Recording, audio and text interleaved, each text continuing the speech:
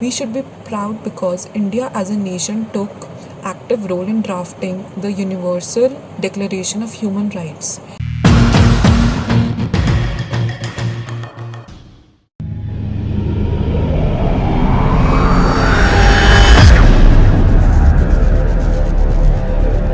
Nelson Mandela once said, "To deny a person of human rights is to challenge the very humanity." Good afternoon, everyone. Topic for today's lecture it is human rights. Human rights are inherent to all the human beings, regardless of their caste, race, gender, ethnicity, religion, language, and other discriminatory attributes. They are essential in order to promote equality across the globe and to provide good standard of living in the world.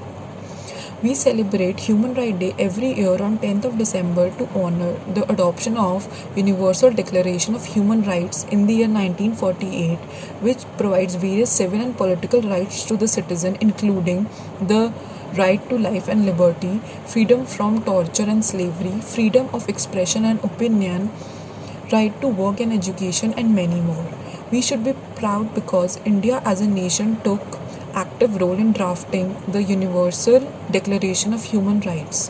Talking specifically about India, since inception, the Constitution of India provides fundamental rights from section 12 to 35 and the directive principles of state policy from section 36 to 51, which are drafted in regards with the view of human being and the relationship between the state and the citizens.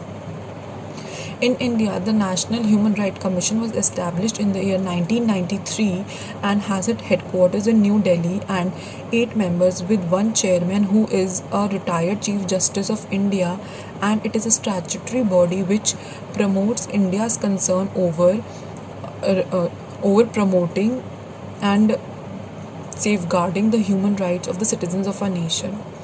However, recent news including the human rights situation in Jammu and Kashmir after the delusion of Section 370 and the adoption of CAA saw the renewed international interest in human rights of India. In 2019 there were scores reported about the hate crimes against Muslim and other regional group, and even included various caste and race based crimes. Freedom in the World Report 2020 suggested that India has fell by 4 points and is ranked 83 and has shown the worst decline in among the 25 largest democracies in the world.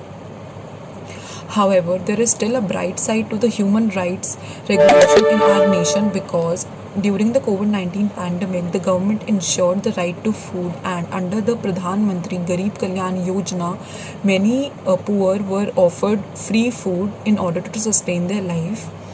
We even saw an increase in the employment rates of people that are employed under Manrega in the rural sector of our economy, and there were direct transfers to the in the accounts of the migrant workers. To conclude, I would like to say that human right is the heart of sustainable development goals, and it indeed after the COVID-19 cases and the pandemic, with the fueling poverty, unemployment, and other gaps in the human right regulations in our nation and across the globe, it is very important to take measure in order to make a most resilient and a sustainable India which has a bright future in the globe. Thank you.